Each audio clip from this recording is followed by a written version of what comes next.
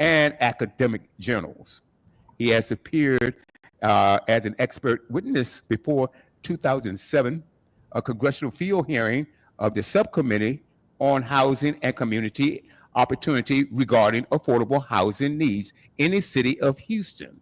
Unique challenges and opportunities, chaired by Honorable Maxine Waters. He is the founder of NTE Planning Consultants, LLC, serving as an urban planning consultant to the Metropolitan Transit Authority of Harris County in stakeholder relations, government affairs, paratransit operator recruitment, environmental impact statement, quality control, quality assurance, and land use. He developed Communities in Motion, a LRT system, gentrification, mitigation, transfer oriented development program. I'm going to leave it right there because it's a remarkable brother, fellowman, Dr. Muhammad. How are you, my friend? I'm well, brother. Thank you. And thank my sister Tiffany and brother Clayton for inviting Greetings, me brother. on this platform. I'm honored to be on this program. We're talking about Groove Swing Speaks. Yes, sir. Man, this is just, I'm just as happy as I can be. So thank you. And I want to say, Assalamu alaikum, peace be on to you, to your viewing audience, and those who may view this recording afterwards. Thank you so much for the invitation. Well, we thank you for coming on with us, man. We are honored. When I first saw your bio before, I said, "Wow, we've got to talk to this brother because I'm sure you can lend some information and some knowledge, not only to us. The way we have formatted this program is that we want to be a source for all that listens to us. We want to motivate, uplift, educate, and bring together not only grooves and swings, but our community and showcase the best in our community. So thank you, my brother, for being here. And we're going to start it off with Tiffany. I'm not sure whether you met the brother before, but this is Tiffany Hilliard. Tiffany, what would you like to ask our brother, Muhammad? Well, first off, I want to say good evening to everyone. This is my first time actually meeting him, so it is an honor. When I read your biography, I said, "Oh my gosh!" It felt like I was reading part of the encyclopedia a little bit because of how extensive your background is, and it's just really amazing to me. That's one thing that I really, really love about people, especially Black men, and is that how highly educated one is. With your extensive background that you do have, obviously education was important to you, and you had came through during the time, like in the late 70s and the 80s. Tell me, how was it back then for you, versus the things that you have accomplished as of now? Like, do you wish you would have done things differently or taken something else? So when you was in school, you tell me. Well, thank you, Sister Tiffany. You know, the funny thing is that my 68-year-old Muhammad would love to talk to my 18-year-old Muhammad and say, Yeah. Look, this is the things you should have done. But it kind of goes like this. I was, my mother and father were divorced when I was an infant, right? So I grew up in New York City. My mother raised three of us during the turbulent 60s, going into the 70s. My mother had, she made sure education was a premium in our home. So I'm the beneficiary or the product of the three types of educational systems. Went to private school my first 2 years, parochial school, Catholic school from 3rd to 9th grade, finished in New Jersey in public school, then went to Hampton, which is private, then got my master's, my PhD in Texas Southern University, which is public. So I've been exposed, and the thing that I find that was most important was teachers along the way that encouraged me. I remember in high school taking my papers to go to college to my counselor. And she said to me, "Oh, Bob," because my name was Robert, "Oh, Bob, you're not really college material." Go down Mm. to room 81 and see the Marine recruiter. Got nothing against the Marines. Had I not been the Fruit of Islam or Nation of Islam, I'd have been a Marine. I'm gonna tell you right now, because I do admire that branch of the Navy, that part of the Navy. But the point that I'm making is, I told Miss Delaney, in my house, it's not a matter of where I go to college. It's not a matter of if I go to college. Only where I go to college. You better fill out these papers. You don't want my mama come up here. So she filled out the papers, and the day I graduated high school in 1974, I got my acceptance letter from Hampton. Now, what I knew about Hampton, I learned from Black History class, that Booker T. Washington went there. I said, "Look, Mama, I got this is acceptance from Hampton. Booker T. Washington went there." And the thing about it is, I share the same birth date as my grandmother, so I was always my grandmother's birthday boy. And she only finished 8th grade. But she always put a premium again on education. So that's one aspect of it. But the other aspects that are very important in growing up again in the turbulent 60s is your identity as meaning the knowledge of self. I'm a Muslim because of Muhammad Ali. I'm a groove because of Earl the Pearl Monroe. I just loved Earl the Pearl. I just, even though I was a Knick fan growing up, man, watching him playing for the Baltimore Bullets, oh man, it was on my little black and white TV, watching that man do what he did. I said, man, when I found out he was a groove, I said, that's what I want to be. I'm a minister because of the Honorable Minister Louis Farrakhan in the rebuilding of the Nation of Islam. I met him in college. Now, I'll tell you what's so important, Sister Tiffany and Brother Clayton and Brother William, is that when I went to Hampton, had I not gone to Hampton, I don't know whether I would have a degree. But here are the 4 blessings that came out of Hampton. 1, I did get my Bachelor of Arts in Political Science.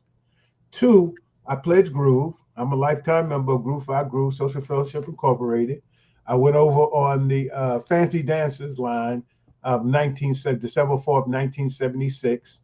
I was the vice president on the line, if you will, vice honcho on the line. And I served as the chapter president there.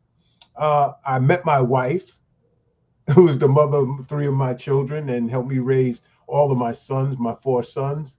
And I met the Honorable Minister Louis Farrakhan in 1976, spent 2 days with him. I was a Muslim at that time. There was a transition in the Nation of Islam, but I met Minister Farrakhan at that time. I spent 2 days with him, and it really had an impact on my life. And so I consequently later, I did hook up with him as I moved to Texas, which is part of the story. But to answer your question specifically, education is very important, but knowledge of self is just as important, because we have to weave through all of what we're presented as education that unfortunately has been so tainted that it almost excludes our contribution to education and to all of the sciences and to all of the disciplines and the origin of them in our people in Africa or East Asia, as you want to call it, or the or Asia Minor. A lot of that is eliminated in the educational system. Just an example, you talk about Hippocrates being the father of medicine. How can he be that when he went in Egypt and studied? So there's so much that we have to know about ourselves. That way you can go into biology and say, I am biology or I am mathematics. Because when we go to the doctor, what does the doctor do? The doctor takes your blood pressure. He takes your temperature. He sees, what's your heart rate and all that. All that is mathematics. So I am mathematics. I am biology. I am chemistry and all those things. If we teach our children or we learn that way, then they will have an interest in all of the subjects that appear to be difficult, such as physics and chemistry and biology, et cetera, and so forth. I don't know if I answered your question, but it's wrong to give a preacher a microphone here. Okay. I appreciate it. Thank you so much. Thank you. Clayton. Yes, good evening. Greetings to my brother, my sister Tiffany, brother William, Dr. Muhammad. It's my pleasure to meet you. And although I'm proud of all my brothers and my sisters, I'm truly elated and humbled when I read your resume and I saw how extensive it was, as Tiffany alluded to. Um, I also was HBU alumnus, Virginia State University, and I was trained to step by your line brother, Frenchie, of the Fancy Yes. Dancers. So we used to travel to HI all the time before it became Hampton University. So greetings again, brother. I went over in fall of '77 myself. So I know a lot of your brothers from Hampton. But on that note, I was reading your bio and you mentioned that you was exploring whether resistance and sustainability could be achieved without equity, if I'm stating that correctly. And I thought about that and I was like, well, we never had equity and we were always resilient and were able to sustain and overcome the adversities even when the playing field wasn't equal. And I wanted to know what conclusion you came to by your study. I'll try to, I got a thing I call KISS, keep it simple, Keep savior. it simple. Keep it simple, savior. So I tried the sustainability model that basically comes out of the 80s in terms of international development. It is a two-dimensional triangle, if you will. They try to balance economics with the environment with social equity, right? So when I looked at in the era that we're coming up, or we came in, when I began studying urban planning, environmental policy, it was post 9/11 Mm-hmm. and post Hurricane Katrina. Now down here in Houston, we took all of the evacuees. We took so many evacuees that came out of New Orleans and going into Louisiana. We saw that the poor were left on their rooftops. The pain and suffering and death that took place in the Superdome. I went through the Ninth Ward. There was nothing there but foundations when the levee broke, Mm-hmm. Wow. literally, and even went into St. Bernard Parish, which is a adjoining parish, but it's all white. It's where they moved to get away from us. Even they suffered devastation. So instead of just having these 3 points, I added to it security. If you think about it, you can't develop anything today without the consideration of security. And that means, from the standpoint, everywhere we go, there's cameras everywhere. And I try to tell the young brothers, man, you need to stop, man, because every time you try to rob somebody or jack somebody, they got you on camera, ring camera on their front door, or some camera catch you down the street. There's cameras everywhere. And all of your law enforcement from federal to state down to local, you'll find that in every village and hamlet in America, there is an emergency management or homeland security director. This is the result of what happened after 9/11 and the consolidation of many of these law enforcement elements under homeland security. And then the Hurricane Katrina was a debacle from federal level, state level, and local level because of the emphasis that was put on security. And when they put FEMA up under Homeland Security, they left it to a man George Bush called Brownie. The man's background was in raising horses or something like that. And he said, "Good job, Brownie." Brownie did not do a good job. So because of the increase in the intensity and the frequency of these weather anomalies, tornadoes, floods, drought, fire on the West Coast while it was freezing on the East Coast, all the things that the hurricanes that are hitting the Gulf Coast in Florida, you can't have resilience or the ability to have sustainability if you don't incorporate, along with social equity, economics, and the environment, safety and security, which would be safety would be emergency management and security. So I came up with what was called Planner's Pyramid. The capstone of it was equity. Now, how do I, as a spiritual man, a religious man, translate what I've known and been taught in the Nation of Islam from the Quran and the Bible and just our African traditional religions or spirituality? How do I incorporate that in the language of urban planning? So I had the capstone had to be equity. Equity I described as being the outcome of a process that results in the appropriate distribution of benefits and burdens within and across generations. So now, what I'm saying is I bear witness to what you're saying. I'm saying that you can't be resilient. You can't bounce back from disaster. You can't bounce forward from disaster. You can't evolve without a linear cause of a disaster unless you have equity.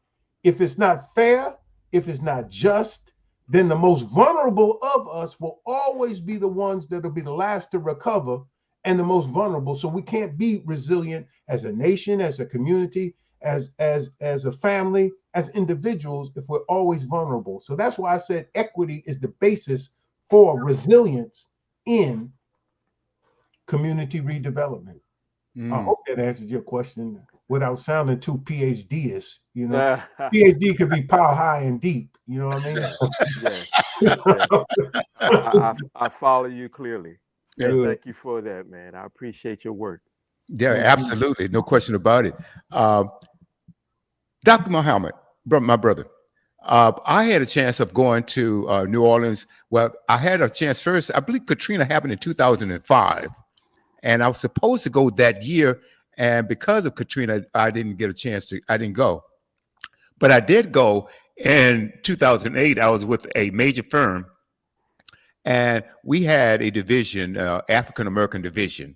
And we went to New Orleans. We had a conference there. But we did some work there. Went there and they split us up. There were several hundred of us. And they split us up into 3 groups. And one group went to, I was with the group that went to a school, I believe it was a middle school, and we cleaned up the entire school. This is 3 years later. And we're there, we were painting, cleaning, and things of that nature. Another group went to the Jazz Village there. And then there was a third group that went to a park. And we all did, some manual labor, tried our best to clean up the place. And we did an okay job. But in the meantime, on the way back, the bus driver took us through the 9th Ward. And I was going down, and I remember, like you said, there were nothing but rooftops. And in this particular neighborhood, for blocks and blocks, and it's a particular area, the only house that was standing was B.B. King's house. Right. Because it was made out of brick, and I guess it was built, it was well built. But anyway, and I also noticed on the way back, there were people living under bridges there. And it was just a sad, sad situation. I also found that they were some of the most kind and humble people I ever met right there in New Orleans. Yes. And I remember being at the school, and this young black man came. He was very, very kind. And he stopped and talked to us for a little bit. And he was saying that his grandmother lived close to that levee that gave away. And he said, I don't know. He said, but my grandmother, she has no reason to lie, but she heard some explosions there. And the levee broke after she heard a few explosions. I don't know, will you know anything about that or not? Or if you heard anything, or is that just rumor? Do you know anything about that? No, brother. When after that, many of the leaders from New Orleans, the activists, and even the political leaders at that time, the mayor and others, met with the Honorable Minister Louis Farrakhan in a hangar in Dallas. Mm-hmm. And they raised the question. It wasn't so much that anybody was making an accusation, but they raised the question, did that levee break on its own, or was it in fact destroyed? Mm-hmm. Therefore flooding the lower 9th Ward. See? So that question is still, when the levees broke. I think Spike Lee did a documentary on when the levees broke. And that question is still out there, whether that was done to use a storm, in other words, gentrification via the Weather Channel. Mm-hmm. Wow. So if you look at the population of New Orleans at a certain point in time, you would have never had a white mayor. White mayors, the Landrew family had been running for mayor ever since back in the day of Bartholomew and all of those early black mayors that finally became the mayors of New Orleans. They would have never become a mayor. White man would have never, or woman would have never became the mayor of New Orleans had the population remained the same. Mm. So there are people, there are conspiracy theories and then there's conspiracy facts. So yeah. When you look at the result, you have to try to find out why did this happen? What's the motivation of allowing these things to happen? I mean, and the people in New Orleans, yes, they're very friendly because it really is a city. When you call it the Big Easy, when you come into New Orleans, it's something they want to entertain you, they want to feed you. You know, it is that kind of convention city. So the people more or less are friendly, but there's extreme poverty there, and Yes. extreme and virulent racism that still underlines, and classism that underlines that city, even to this very day.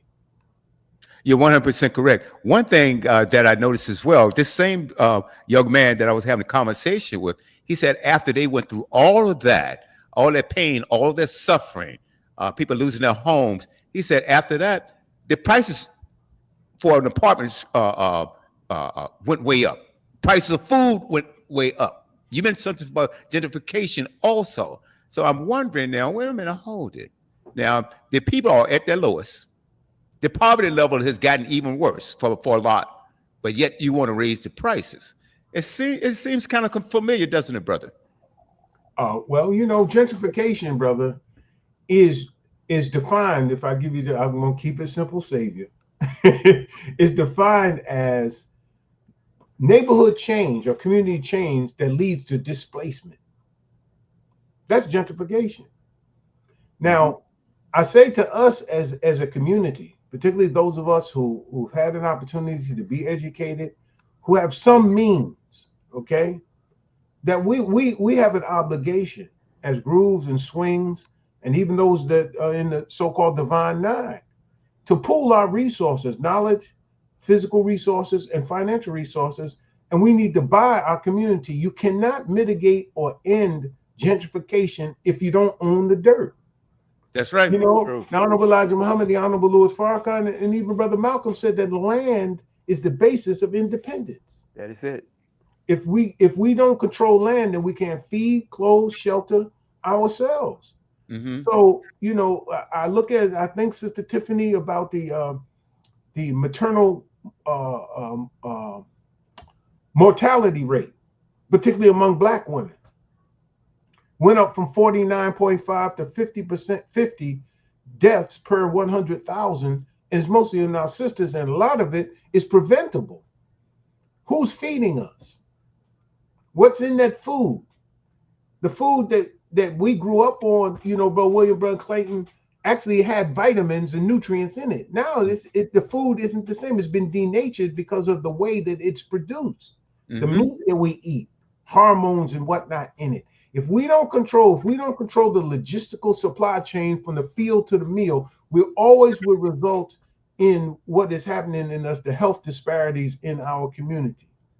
So, so I go back to your point, brother, on gentrification. I go back to the point where you looked at, in many cases, as an urban planner, as I study urban planning, as we looked at the 50s and the 60s, you've seen in the 1956 interstate highway bill, Eisenhower, he was so impressed during World War II when he was the general over there, or the supreme commander.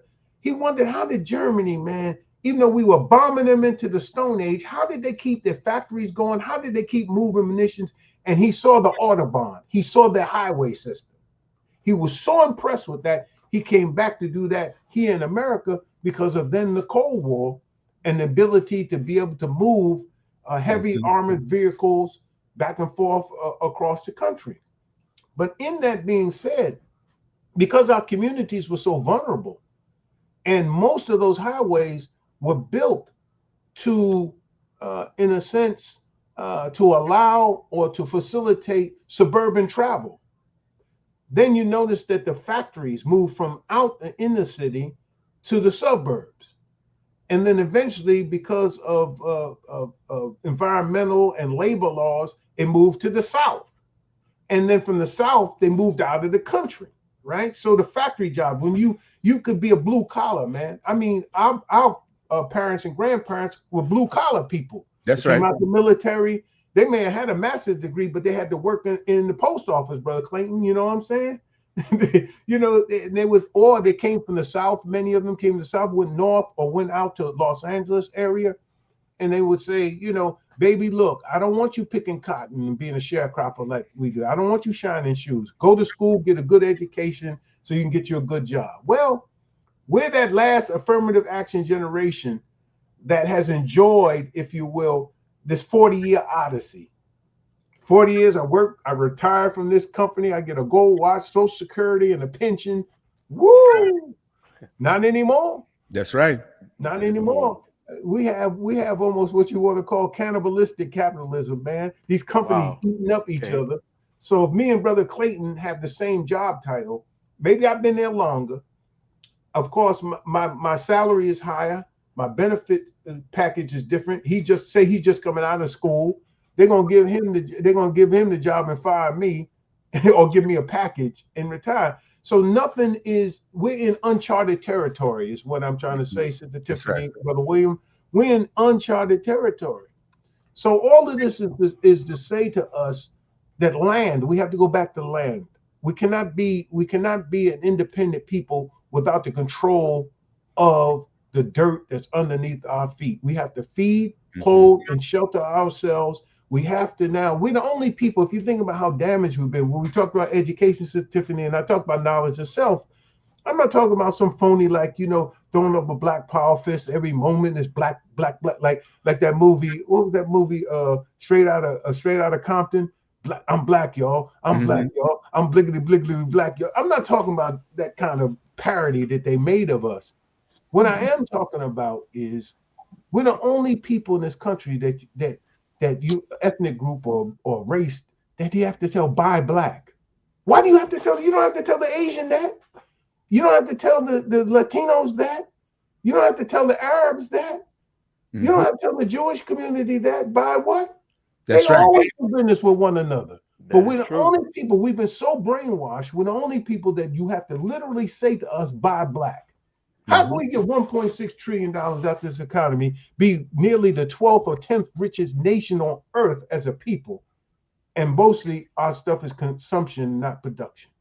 That is true. And now we just, you may get angry with me. I don't want you to listen to get angry with me, but we've been blessed with the mask of civility being pulled off, and we're being now kicked off the government breast, if you will. I don't want to use the word tit, but I just said it. I'm sorry. We're being kicked off it right now. So our people now have to understand that the government that has kind of protected us, sometimes rejected us ever since the Civil War, now has said, you know what? Pharaoh has let us go. It's time for us to let Pharaoh go. That's right. I like that. Absolutely. Tiff? We was talking about gentrification earlier, and y'all had mentioned the hurricane Katrina that took place and where it took place. Does this kind of put you in the mind? I know for me, a little bit. Does it kind of put you in the mind of what happened in Georgia with Lake Lanier? Sister, if we really did the research on many of the black settlements, in truth, we really did. Integration is a kind of a 50 and 70 phenomenon. When we were so-called emancipated, we wanted to get away from them folk. We set up over 60 black towns throughout America. Now, my people on my mother's side are from Wilmington, North Carolina. Do you know that Wilmington, North Carolina in 1898, November 10th through 11th, had the only successful coup d'etat of a city? They absolutely overthrew the municipal government in Wilmington, North Carolina. And the saying was, we took the town. But you look at what happened in Rosewood, of course, in the Southwest region. I'm over Tulsa, Oklahoma. In fact, I'll be traveling there this weekend.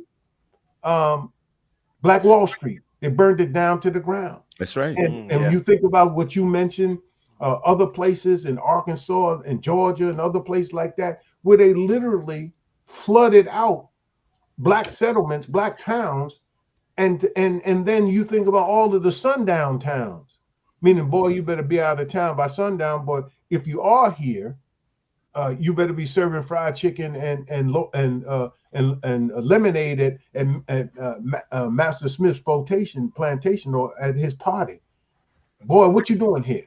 So we are at a point now well, we can't. They don't. If they don't want to teach our children Black history in school, then it's up to groove and swing. I mean, I want us to really think about our founding in the turbulent 60s, from 62 to 69. Think about all the things that took place: the Sharpstown massacre in South Africa, the assassination of John F. Kennedy, the assassination of Malcolm X, the assassination of Martin Luther King and Bobby Kennedy, right? And the founding of swing, if you think about it, is on the anniversary, the 1-year anniversary of the assassination of Dr. Martin Luther King. We are shaped and molded by the time that we existed in, our founders existed in. And so this is why we're different. We're contrarians. Everybody that's on this line is a contrarian. We could have easily have been part of the Divine Nine. Any of us could have been. Because we had the acumen, the knowledge, the wisdom, the understanding, and just the character to be that. But we chose to be different.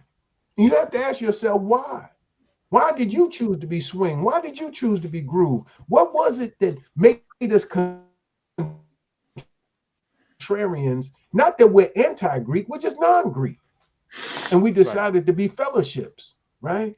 And to take a different tack and for our mind to be focused on community service.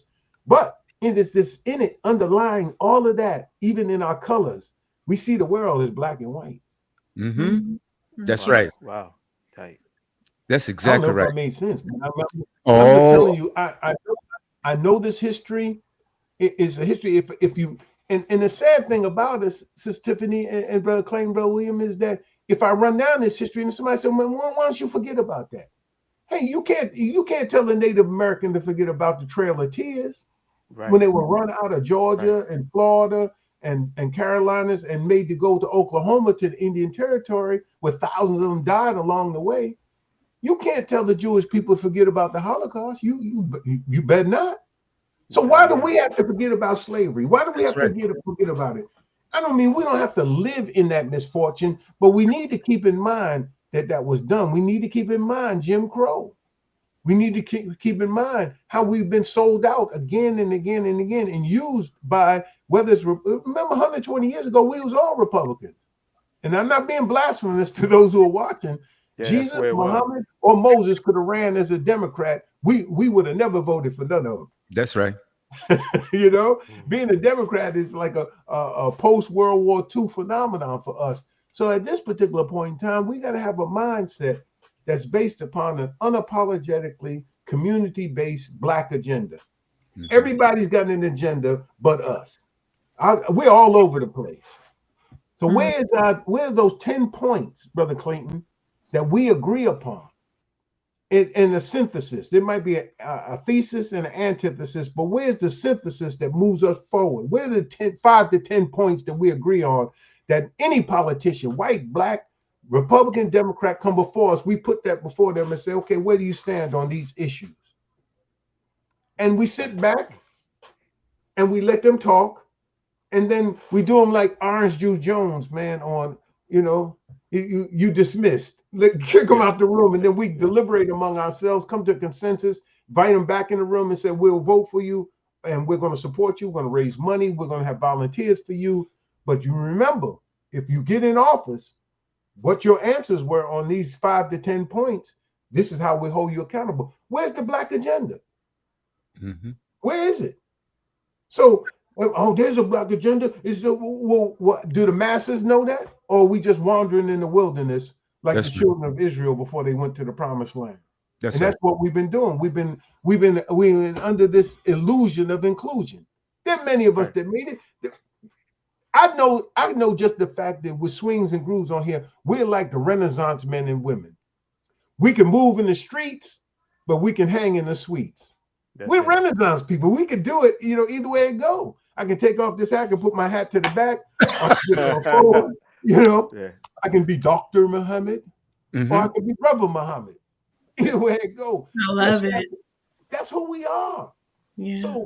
So the point of the matter is, you ask the brother on the street, the sister on the street, what's the Black agenda? They don't know.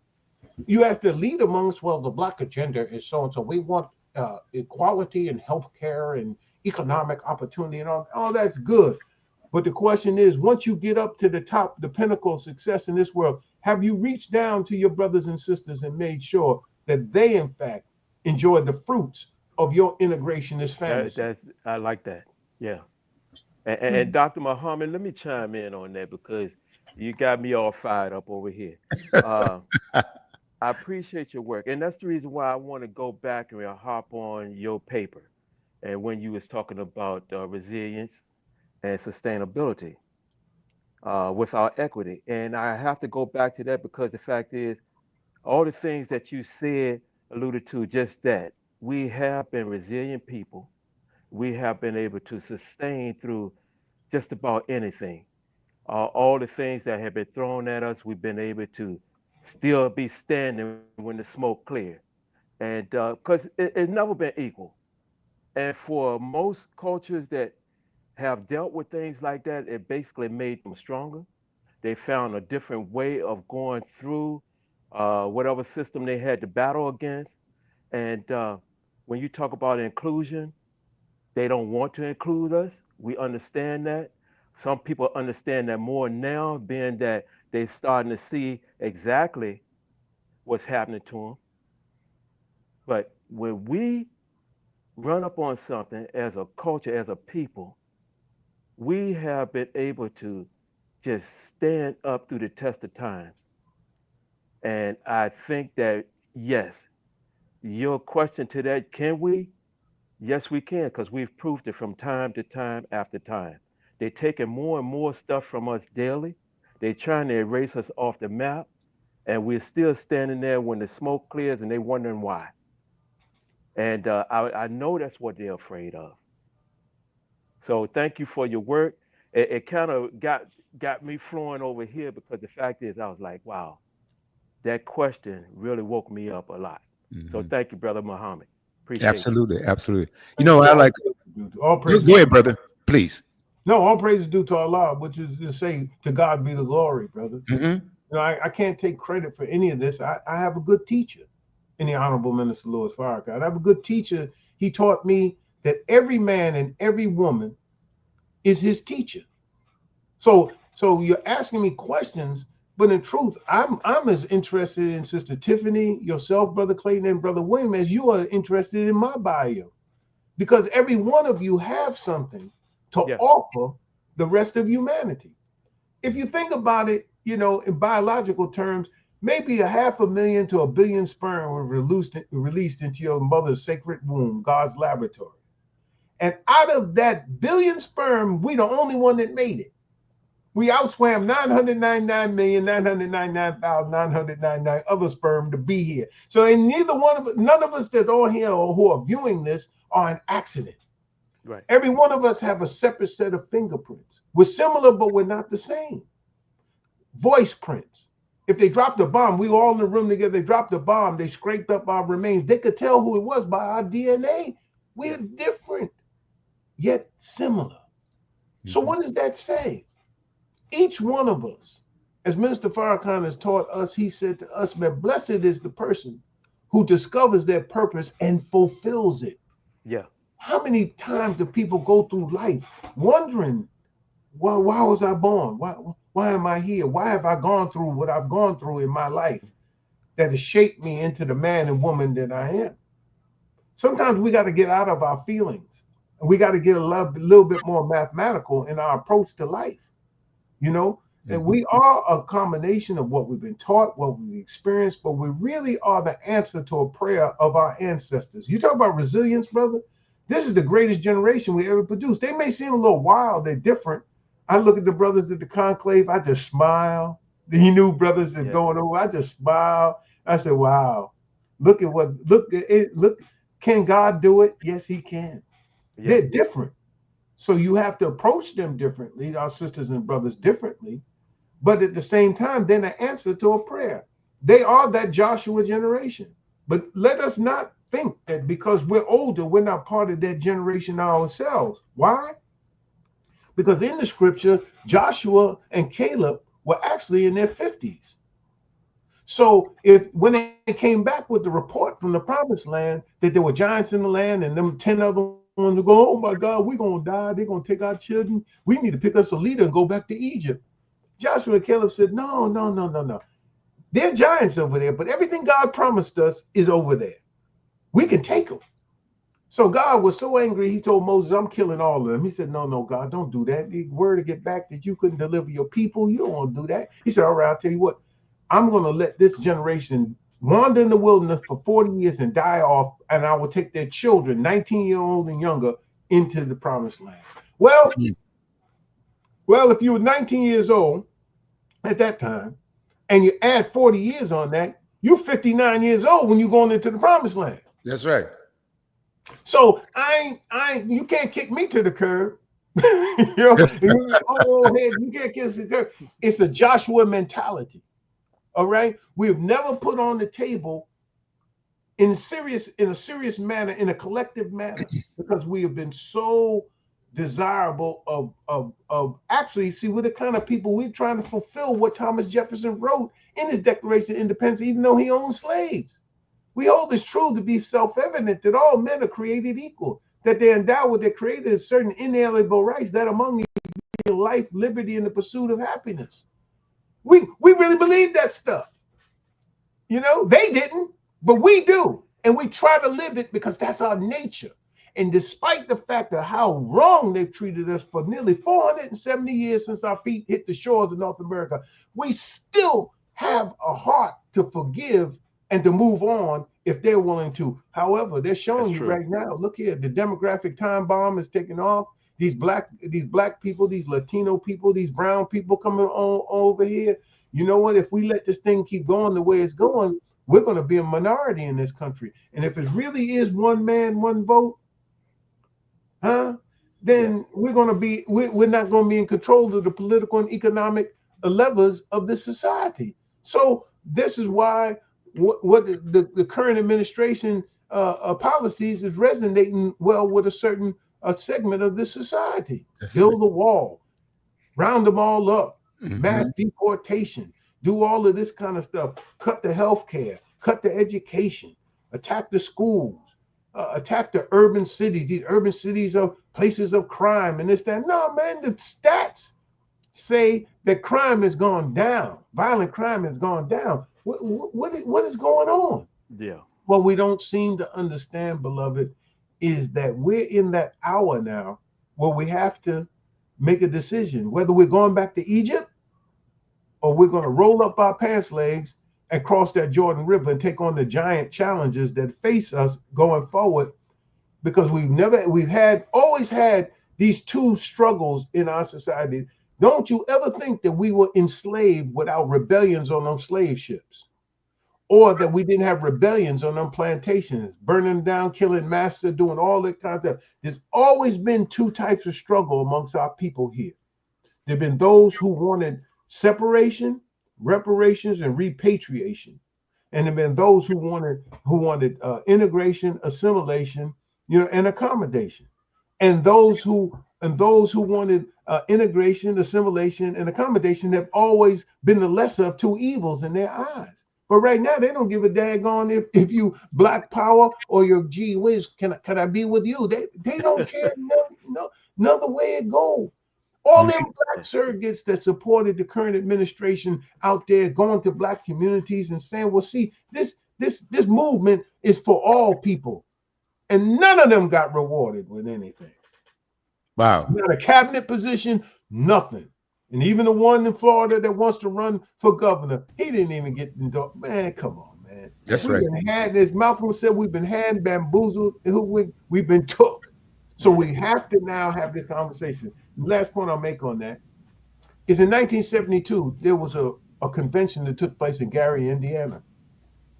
All the tree shakers and jelly makers came together there. I'm talking about from everything from Minister Farrakhan to the Congressional Black Caucus. And they put together a manifesto. But the manifesto was rejected by those who were the jelly makers that were involved in politics, and they were more elite among us. And they rejected that manifesto because they had access to the levers of power. At least they thought they did. But now today, we're looking at it today, And we really wish that we'd had a real discussion. What does real justice look like? Justice real look like, I don't want a check from a treasury when the money ain't no good. It's not backed by anything. How about some land? That's How right. about the tools necessary to cultivate that land? We don't want to go back to the farm. Oh, yes, you do. You know, we don't want to do this. Yes, you do. You want some of this earth you can call your own. What do you think the war over there in the Middle East is about? It's about land control and who controls it. That's It's right. not about the Democrat or Republican or independent. It's about power, who has it, and and how they exercise it. And our power is only in our unity. As the Honorable Elijah Muhammad said, our unity is more powerful than an atomic bomb. That's why they always never wanted us. The number one denial objective of this government during the time of J. Edgar Hoover, even before that, after Nat Turner's rebellion, was that we never be organized. So know that groove, swing, even the Divine Nine, and any group or organization, including the SCLC, the Nation of Islam, Black Panther Party, anytime any of us came together in these formations, we were infiltrated. So Jesus says, wherever two or three are gathered together in my name, therefore am I. But so does the FBI says the same thing. Absolutely, absolutely. Hey, this is heavy stuff, Brother Muhammad. You're gonna have to please come back. Also, I'm also in reading your bio. I noticed that you're a researcher and a published author, and your writings appear in newspapers, textbooks, and academic journals. Can you tell us where we can find some of your writings, some of your material? Man, I knew you were gonna ask me that, man. I don't have that at my fingertips, but this book back here, I got back here, like a book on race and the prisons and whatnot. There's an article in there on Nation of Islam. You make me get up and go back here and pull some of this stuff. But my articles are in books that I was a editor for my mentor in grad school, Dr. Walter J. McCoy. And he wrote some books on urban planning, and he put my paper when I was in masters. I really don't like. I really like. I was just learning statistics and all of that, but it was a good paper. But he put it in his book. He was so impressed. He put it in his book. So yeah, and it's a newspaper. Just Google Robert Muhammad. I will. PhD. I definitely will. You'll find something. I'm everywhere. Hell, I'm on the Anti-Defamation League's website. Yeah. What did I do, man? You know, hey, I'm infamous and famous. Absolutely, absolutely. You know, I tell you, you and I, we talked about a few things off air, and if memory serves me correctly, you had a radio program called The Connection, or Connect the dots. Connect the Dots. That's what it was. Yeah, I was on the Pacifica Network for 20 years, brother. I had a show called Connect the Dots. I had everybody on there from UMass the Killer to Rudy Ray Moore, the Honorable Minister Louis Farrakhan. Man, I had a great run, brother. And then I started playing Minister Farrakhan's lectures, and they kicked me off the radio station. It was kind of a mutual separation, because I just wasn't bound. I wasn't bound down to nobody. Either you believe in freedom of speech or you don't. And that's my point. Yeah.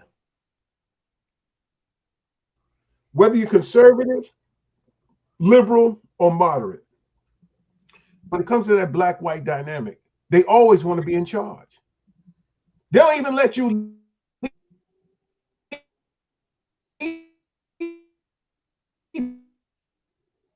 it, but it's got to be their agenda. Okay, would you repeat that? You had a little internet that connection. Was my experience on this very liberal. Can you still hear me? Yes, but you were buffering a little bit, so we missed some of that. Okay, so whether you're moderate, liberal, or conservative, my experience has been is that they'll even let you lead for a while as long as you follow their agenda. They have to be in charge. And that is the nature of our relationship with them. They must lead and we must follow. It's a master-slave relationship.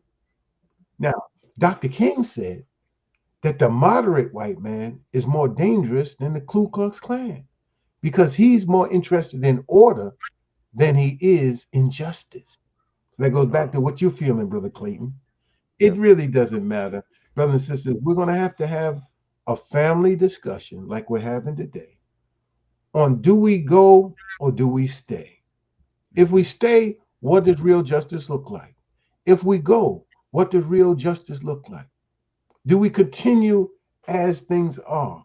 Do you really think things are going to get better if you change administrations, change the Congress? I mean, it is as Brother Malcolm said, you got an 8-inch knife in my back. You pull it out 4 inches, it's still a knife in my back. Mm-hmm. So yeah, brother. So I mean, my writings are everywhere, my speeches are everywhere. These people monitor me and what I've said and done, and I really don't care at this point in time because the truth of the matter is I love my people unapologetically, not to the exclusion of the rest of humanity, but I do love my people first and foremost because when you and I are on the airplane, brother and sister, what does the flight attendant say? He says in the case of an unexpected loss of cabin pressure, he says a mask will fall down. That's right. Take the mask off, take the elastic, put it on, begin to breathe. He says, and help yourself before you help the next person next to you. Right. So if we don't do for self, we can't do for others. That's right. So again, it's an illusion of inclusion. And we just have to really, if we're going to do a boycott, go back. I say it like this: people, I don't like Elijah Muhammad, Malcolm X, that Nation of Islam talk. Then go back and watch Dr. King's last speech. I've been to the mountaintop, and stop playing just the last 5 minutes of it. Stop it. Mhm. Go listen or read the transcript from cover to cover. He started talking about boycotting Coca-Cola, Wonder Bread, Heart's Bread. He said we need a banking movement. He said we put our money in a black bank. He said we need to have an insurance in movement. He said you need to buy your insurance from black people. See, the sin of integration, desegregation was right. Because if my character and my money should be able to take me anywhere that my character and my money should take me, if the laws are even in this country or right in this country. However, integration is a sin because we abandon our own institutions. Where's our black hotel? I'm glad I can stay at the Hyatt, but I need some black folk need to own the Hyatt. Mm-hmm. Where's our insurance companies? Where's our banks? Where's all of our black-owned industries that we can contribute to this economy as producers? So integration for them was to integrate our money in them, and we forever perpetual slaves. And the last point I'll make on terms of economics and business, the mom and pop shops were wiped out by the big box stores. Now the big box stores are threatened by the Amazon business model of you ordering online and they delivering to your door.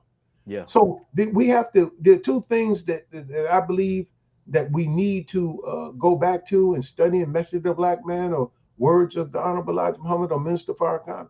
Is really, brothers and sisters, is that we got to learn how to pool our resources and do something for self, because the world is waiting to do business with Black Americans.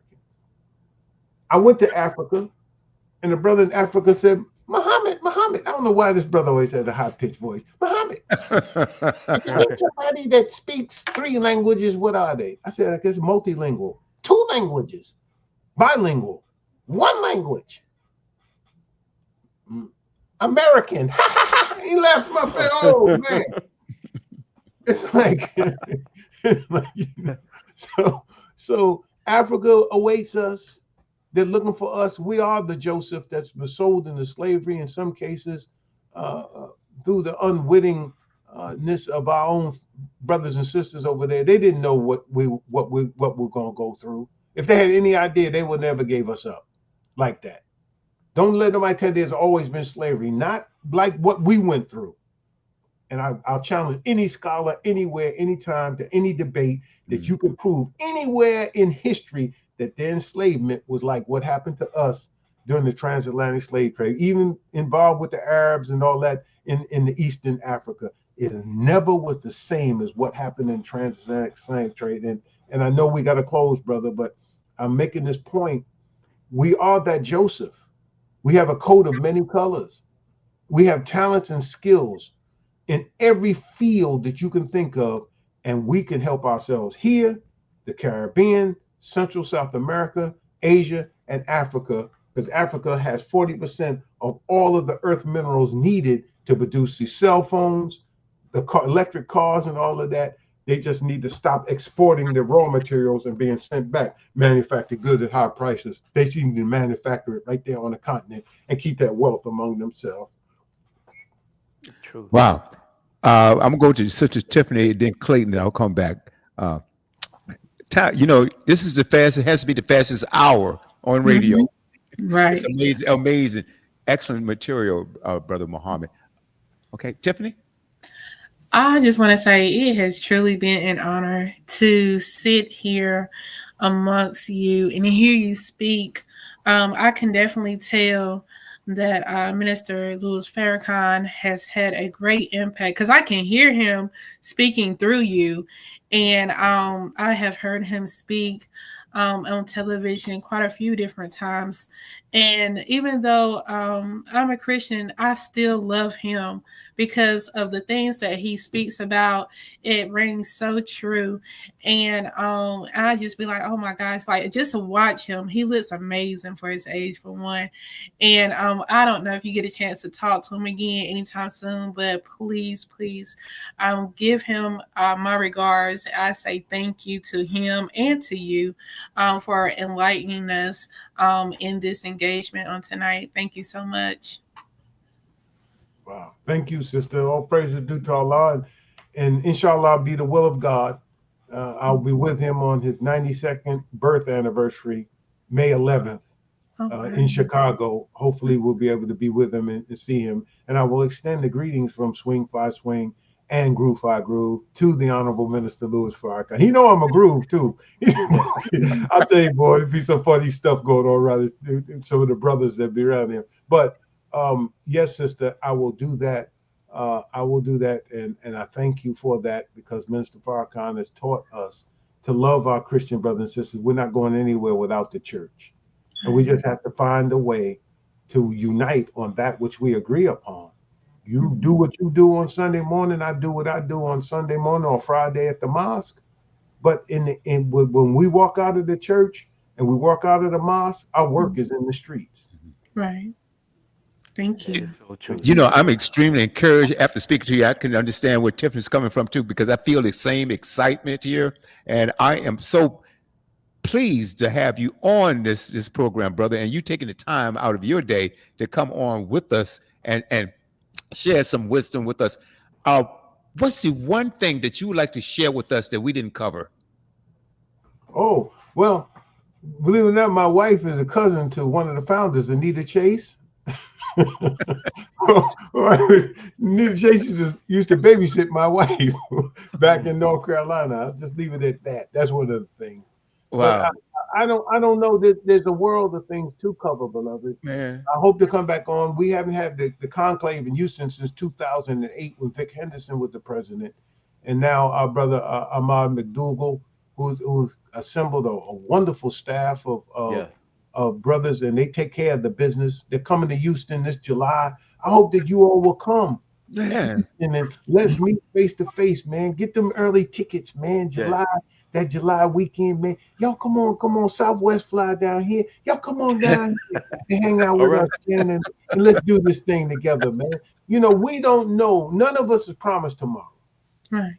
And we should really fellowship. Embrace. Take care of the business, but fellowship and be with one another, man, because all we got is God and each other. That's right.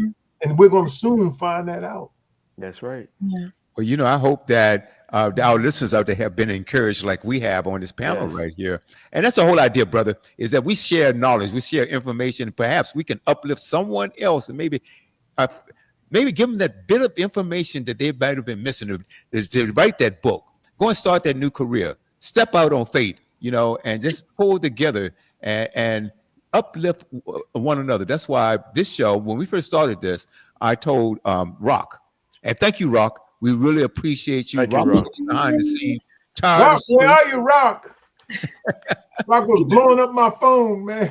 Man, we've been trying to.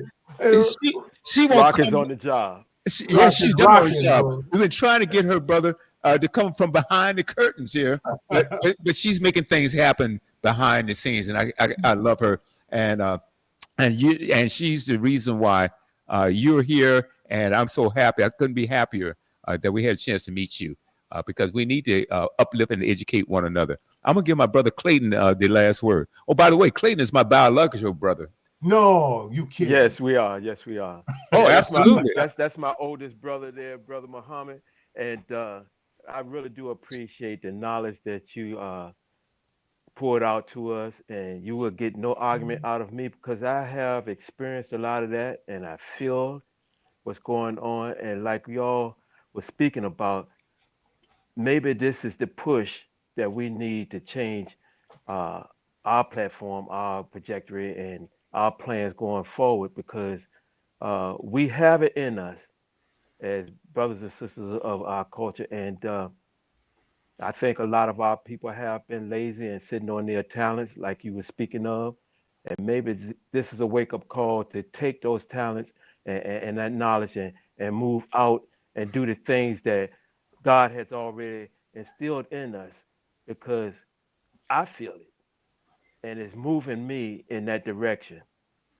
We can't wait for anybody else to hand us anything. So I appreciate that wake up call, that brother, Dr. Muhammad, and hopefully you'll come back and see us. Yeah. Man, a lot of knowledge. Thank you so much. Yes. So anybody want more information on the nation, go to NOI.org. And those young men out there interested in Groove, look up Groove 5 Groove Social Fellowship Incorporated and Swing 5 Swing Social Fellowship Incorporated. Look them up because we a horse of a different color. That's Yes. We right. are contrarians and we're going to do what we do when we do it, the way we do it, because nobody moves like the groove and the swings. And I'm That so is so happy true. to be on the Groove Swing Speaks. But I Yes. thank you all from the bottom of Thank my you. heart. Thank Thank you you. so much. I don't take it as something like I'm supposed to be on here. I take it as an honor and privilege to be invited on this platform and to communicate with the world through this wonderful platform that you have here. So may Allah bless you all. May God keep you.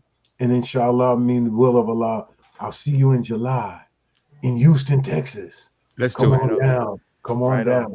And make sure you wear your white because it's hot down here in Texas, bro. I know that's right. Don't wear your black. Wear your white. Hey, Brother Muhammad, Right this on. is the last time you will hear from us, and because I know we only scratched the surface, my brother. Okay, and let's all remember, knowledge is power, and we've got the power. Let's do it. Yeah. All right, brother. Hey, you Yeah, guys, you Tiffany, do belong Clayton, here. brother, Dr. Muhammad. Hey, brother, thanks again, and we'll see Thank you you. soon. All right. Assalamu alaikum. Peace be unto you. Thank Hey, you. Walaikum peace salam. unto you, brother. Thank you so much. And guys, this is another epic episode of Groove Swing Speaks. Tune to with us each and every Tuesday, 4 p.m. on the West Coast, 6 p.m. Central Standard Time, 7 p.m. on the East. You guys be blessed.